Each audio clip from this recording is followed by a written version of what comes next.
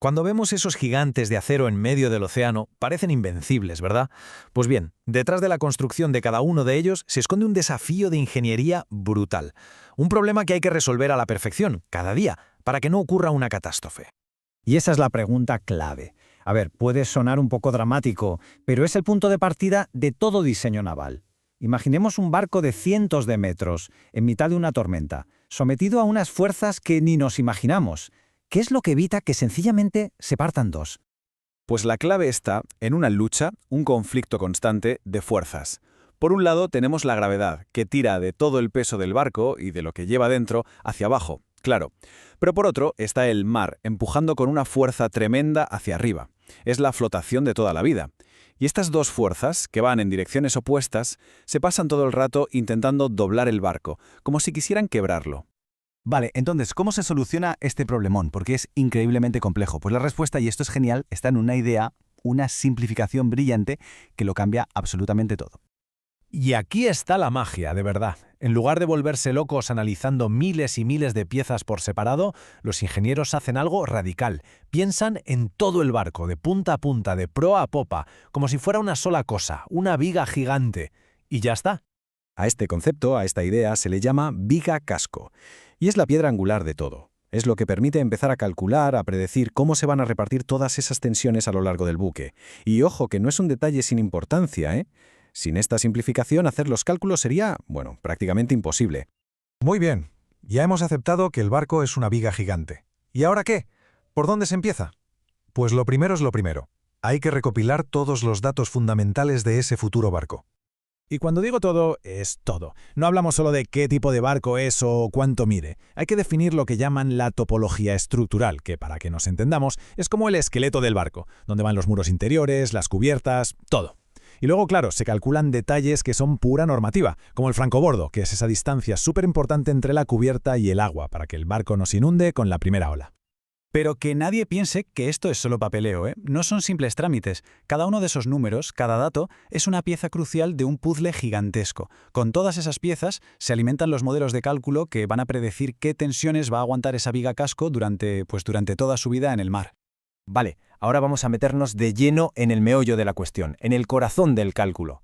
Porque al final todo este trabajo se resume en encontrar un número. Un solo número mágico que nos va a decir si el barco es lo bastante fuerte o no. Y para llegar a ese número, primero hay que hablar de un concepto que suena un poco técnico, pero es fácil: el escantillonado.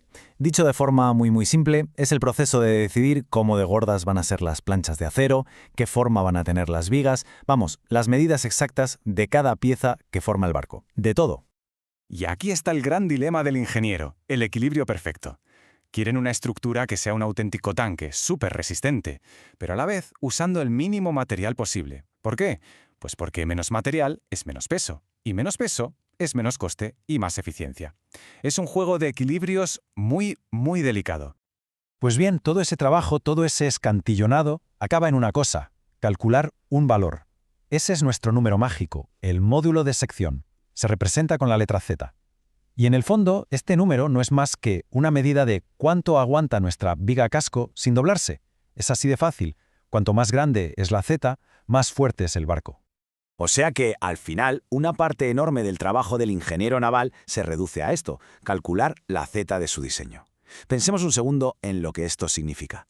Toda la complejidad de un barco gigante, todo ese acero, toda esa estructura, resumida en una única letra, en una sola cifra: Z. Claro, aquí llega la pregunta del millón. Vale, ya tenemos nuestra Z, pero ¿y qué? ¿Cómo sabemos si esa Z es suficiente? ¿Es un número alto, bajo? ¿Nos garantiza que el barco va a aguantar la peor tormenta imaginable sin partirse por la mitad? Pues la respuesta no la tiene el propio diseñador, no se la inventa. La respuesta viene de fuera, de unas organizaciones totalmente independientes que son, por así decirlo, los árbitros de la seguridad en el mar. Es que, en esto no se puede ir a ciegas, no valen las suposiciones. El trabajo de los ingenieros se basa en unas reglas súper estrictas, unas reglas que se han ido creando durante décadas, a base de experiencia y, lamentablemente, también de analizar accidentes. Y quienes ponen estas reglas del juego son las llamadas sociedades de clasificación.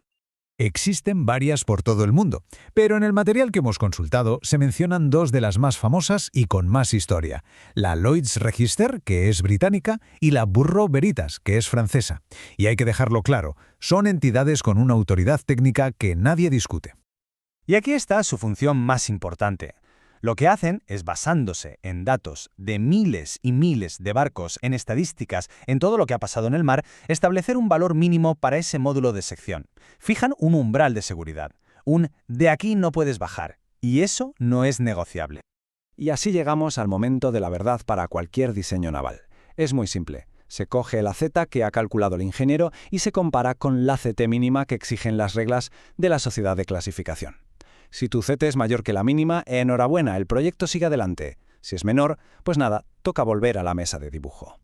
Así que, si lo pensamos bien, todo este proceso es como una danza fascinante. Por un lado, una simplificación teórica genial, la de la viga. Por otro, unos cálculos súper precisos. Y para rematar, una verificación por parte de un árbitro externo que no perdona una. Al final, lo más importante es entender que cada barco que vemos flotando es el resultado de un compromiso, de un equilibrio optimizado al máximo. Se busca la máxima resistencia, por supuesto, por seguridad, pero a la vez hay que controlar el peso para que sea eficiente. Y, cómo no, hay que mantener los costes a raya para que el proyecto sea viable. Por eso, la próxima vez que veamos uno de estos colosos de acero en el horizonte, podemos pensar en ello. No es solo un barco, es una viga casco que ha sido calculada al milímetro. Es, en definitiva, un testimonio flotante de un proceso de ingeniería increíblemente riguroso. Y todo esto, claro, nos lleva a una última reflexión de cara al futuro. Todo este equilibrio del que hemos hablado se basa, hoy por hoy, en el acero. Pero, ¿qué va a pasar cuando empiecen a usarse de forma masiva nuevos materiales más ligeros, pero igual o más resistentes? ¿Cómo va a cambiar todo este juego de equilibrios entre la resistencia y el peso en los barcos del futuro? La respuesta, sin duda, es la que va a dibujar el futuro de la navegación.